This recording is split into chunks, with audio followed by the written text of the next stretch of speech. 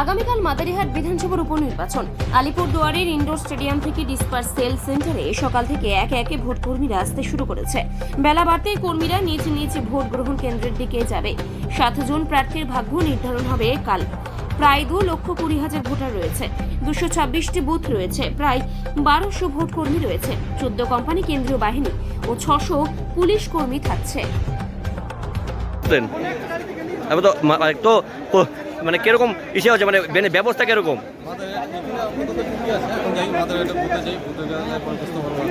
সবকিছু তো নেওয়াটাও হয়ে গেছে, এখন তো যাওয়ার পালা। এর আগে উপনির্বাচন কোনোবার করেছেন? না, উপনির্বাচন হয়নি। হঠাৎ করে ভোট না ভালো।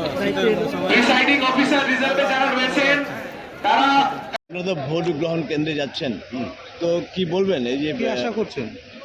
এখন অবধি মনে হচ্ছে পিসফুলি হবে। এখানে এলাম, রেজিস্ট্রেশন করলাম, ডিটেলস নিলাম, খুব সুশৃঙ্খলভাবেই হচ্ছে। আশা করি ভোট পর্ব শান্তিপূর্ণভাবেই হবে বলে আমাদের ধারণা। তো তো রাজ্যের যে অবস্থা চলছে তাতে কি কিছুটা একটু শঙ্কিত আছেন আপনারা? না, প্রশাসনের পূর্ণ সহযোগিতা করবেন প্রশাসন বলেছেন। কেন আমরা প্রত্যেকবারই ভোট করি, কিছু তো উদ্বেগের মধ্যে থাকি, কিন্তু কোনোবারই আমাদের সেরকমভাবে সমস্যা হয়নি। অন্তত আলিপুরদুয়ারের ক্ষেত্রে কোনোদিন সমস্যা হয়নি আমাদের। আপনার কোথায় পড়েছেন? আমার মকসেদিয়া খাজিরিয়া মাদ্রাসা স্কুল, মাদারিহাট। ভোট নম্বর? বুথ নম্বর, পোলিং স্টেশন নম্বর 83। আমাদের 811 জন আছেন ভোট। তো এখন পর্যন্ত আপনারা যা মনে করছেন তাতে নির্বিঘ্নেই হবে না? একদম। আপনার নাম? আমার নাম হচ্ছে Abhijit Nath.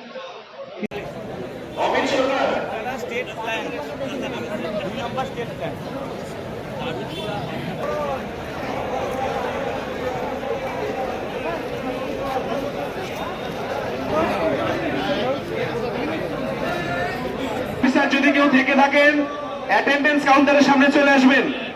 Reserve presiding officer, reserve preside Chikliki high school staff Mithun Das, presiding officer Jateswar high school, Surajit Barman, Sunil Chandra Barman lecturer, Alipurduar government polytechnic presiding officer থাকলে কাউন্টারে আসবেন।